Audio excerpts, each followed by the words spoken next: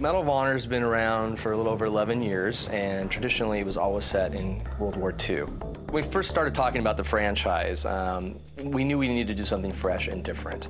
Today's gamer really can associate more with modern conflicts, so we brought it into today's war, specifically around some of the operations that were going on in Afghanistan in 2001, 2002 time period.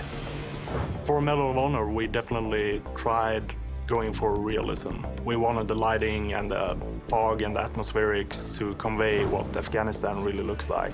In our case, it involved introducing global illumination into the game with Beast. Beast is a global illumination solution, or a lighting engine, from Autodesk.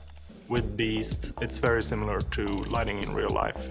You don't have to fake stuff, you don't have to go in there and manually paint stuff. Just a few years ago, we'd have to rely a lot upon the artist placing hundreds of lights within a level just to illuminate the space for people to play the game. Now with Beast, it's literally out of the box. It's, a couple clicks of the button and we have a playable space.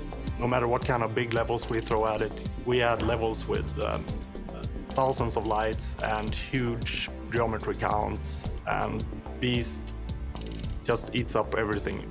One of the ways we use dynamic lighting with Beast in the game is we use Autodesk QNAPs for AI pathfinding, which I think is the usual usage for it, but also to optimize the way we handle the runtime performance. Where all the characters are running around, they actually use QNAPs to find their way around the level. And it turns out where the characters are running is where they actually need the lighting as well.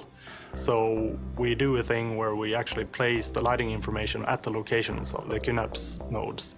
And that actually gives us exactly what we need in terms of character lighting. So it's a very ingenious way of combining the two technologies. I can tell you from personal experience that QNAPs makes my life a lot easier as an AI engineer. I don't want to have to be bogged down in the lower level details of how you build an AI, and so I can focus on what's important for our game. QNAPs buys you some of the core aspects of what you need for your AI, including pathfinding, dynamic avoidance, the ability to do traversals on a graph. We were able to explore the environment and find good places for our characters to go. At each point that we found along the traversal, we would score it based on a number of constraints.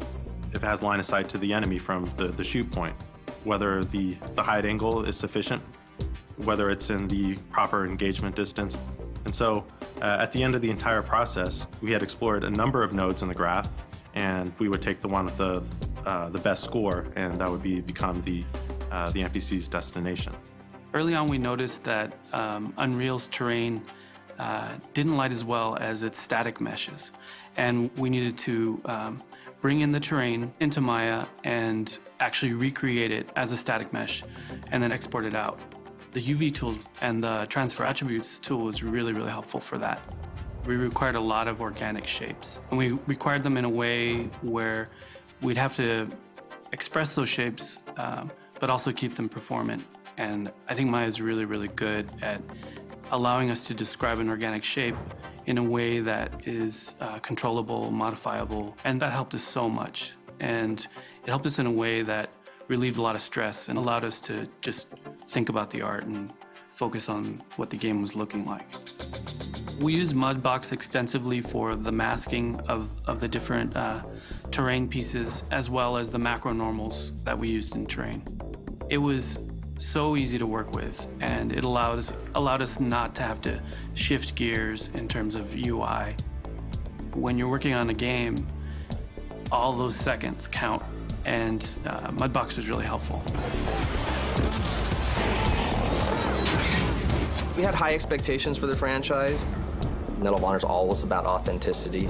To be able to look at the modern theater of war and being able to tell that in a story of a game was really exciting for us. I think we did a really good job. It was a great first step for the franchise, and we're really excited to see where the franchise goes from here.